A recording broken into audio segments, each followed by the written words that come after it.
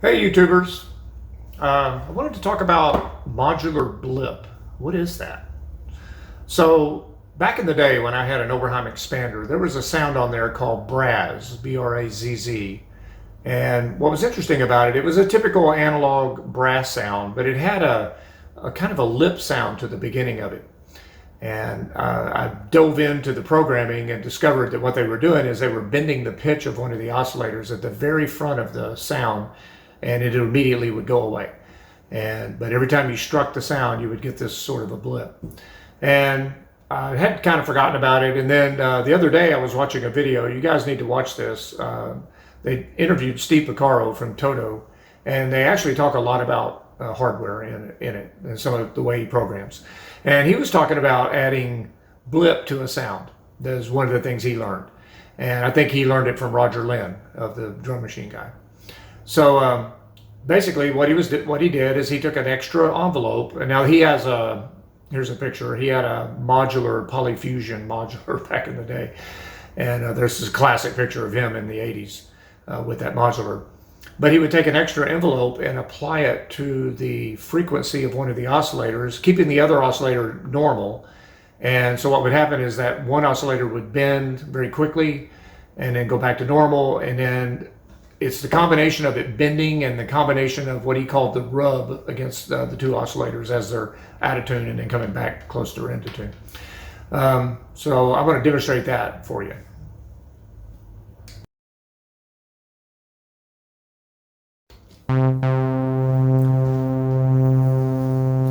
Okay, so single oscillator. I'm running an envelope generator into the pitch, coming from an ADSR. If I change the decay, you can hear the pitch shifting. You want it to be really short because you're trying to simulate like a horn lip. So you can control the depth over at the oscillator and the speed over at the envelope.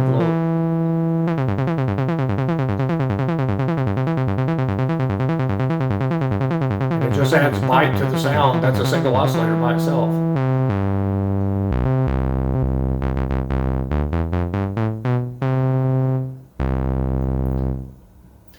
Now you can do something similar using the pulse width modulation.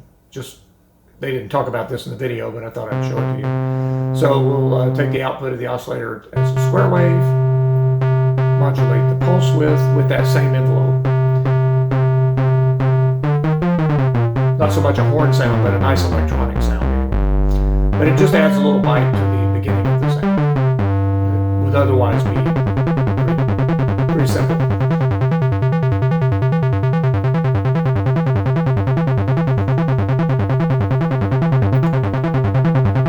That's with two oscillators running. Now, the other thing he talked about, and I thought this was very cool, I had not heard of this, was where he takes an envelope and applies it to a VCA that has a low frequency oscillator on the input and the output of it going to the filter. So what we're doing is we're modulating the filter with an LFO. That's a slower speed, faster speed. You want to kind of get that raspberry sound on it. And you gate it with a ADSR.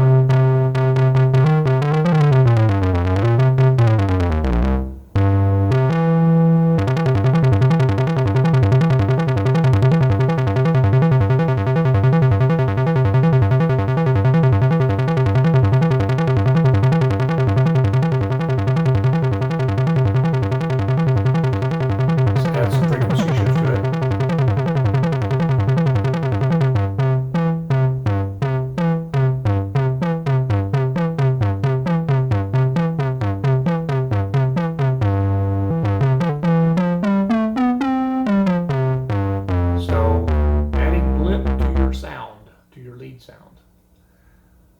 All right, guys, thanks. See y'all later.